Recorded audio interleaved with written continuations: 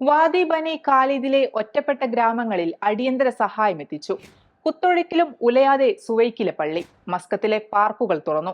Police ചമഞ്ഞ വിദേശ വനിതയെ ഭീഷണിപ്പെടുത്തിയയാൾ അറസ്റ്റിൽ. ഒമാനിൽ നിന്നുള്ള പ്രധാന വാർത്തകളുമായി ഗൾഫ് അപ്ഡേറ്റ്സ് ഒമാൻ തുടങ്ങുന്നു. എല്ലാ പ്രേക്ഷകർക്കും സ്വാഗതം. Gulf updates Oman brought to you by Shahi foods and spices, powered by Purushottam Kanji exchange. മഴ മൂലം വാദി ബനി ഖാലിദിലെ ഒറ്റപ്പെട്ട ഗ്രാമങ്ങളിലേക്കുള്ള സഹായ ദൗത്യം വിജയകരമായി പൂർത്തിയാക്കി royal Oman police aviation unit. വടക്കൻ ഷർക്കിയ ഗവർണറേറ്റിലെ അൽ ആവേദ്, അൽ ഷബിക്ക എന്നീ ഗ്രാമങ്ങളിലേക്കാണ് അവശ്യ സാധനങ്ങൾ എത്തിച്ചത്. മഴവെള്ളം കുത്തിയൊലിച്ച് ഗതാഗത സൗകര്യങ്ങൾ തടസ്സപ്പെട്ട സാഹചര്യത്തിലും അവശ്യ സാധനങ്ങൾ ഗ്രാമവാസികൾക്ക് ലഭ്യമാക്കാൻ ഈ ദൗത്യം സഹായിച്ചതായി അധികൃതർ വ്യക്തമാക്കി. കഴിഞ്ഞ ദിവസം ആർത്തലച്ചു പെയ്ത പെരുമഴയിലും സുവൈഖ് അൽ ഹെയ്ലീനിലെ വാദി അൽ ജുഹാവറിന് തീരത്തെ പള്ളി കേടുപാടുകളൊന്നുമില്ലാതെ അതിജീവിച്ചു. വാദിയോട് ചേർന്ന് നിലകൊള്ളുന്ന ചെറിയ നമസ്കാര പള്ളിയുടെ മിനാരത്തിന് തൊട്ട് താഴെ വരെ ജലനിരപ്പ് ഉയർന്നിരുന്നു. വാദിയിലെ മലവെള്ളപ്പാച്ചിൽ ശക്തമായപ്പോഴും മസ്ജിദിന് ഒന്നും സംഭവിച്ചിട്ടില്ല എന്നത് പ്രദേശവാസികളിൽ ആത്മവിശ്വാസവും അത്ഭുതവുമാണ് ഉളവാക്കിയത്.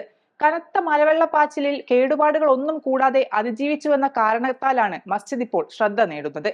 ഒഴുക്കിൽ അടിഞ്ഞ ചെളിയും മറ്റു മാലിന്യങ്ങളും മസ്ജിദിനുള്ളിൽ കെട്ടിനിന്നിരുന്നു. എന്നാൽ കൂട്ടായ പരിശ്രമത്തിലൂടെ മസ്ജിദിനെ പഴയ രൂപത്തിലേക്ക് കൊണ്ടുവരാനുള്ള പരിശ്രമത്തിലാണ് നാട്ടുകാർ. കനത്ത മഴയും അസ്ഥിര കാലാവസ്ഥയും കണക്കിലെടുത്ത് അടച്ചിട്ടിരുന്ന മസ്കത്ത് ഗവർണറേറ്റിലെ പാർക്കുകളും ഗാർഡനുകളും തിങ്കളാഴ്ച മുതൽ തുറന്നു. കഴിഞ്ഞ ശനിയാഴ്ച മുതലാണ് മസ്കത്ത് മുനിസിപ്പാലിറ്റി ഇവ താൽക്കാലികമായി അടച്ചിട്ടത്. മുനിസിപ്പാലിറ്റിയുടെ നടപടിയോട് സഹകരിച്ച പൊതുജനങ്ങൾക്ക് അധികൃതർ നന്ദി അറിയിച്ചു.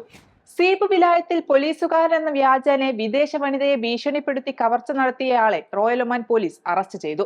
വിദേശ വനിതയുടെ വീട്ടിൽ അതിക്രമിച്ചു കയറിയ ഇയാൾ അവരുടെ മൊബൈൽ ഫോണും കൈവശമുണ്ടായിരുന്ന പണവും കവരുകയായിരുന്നു.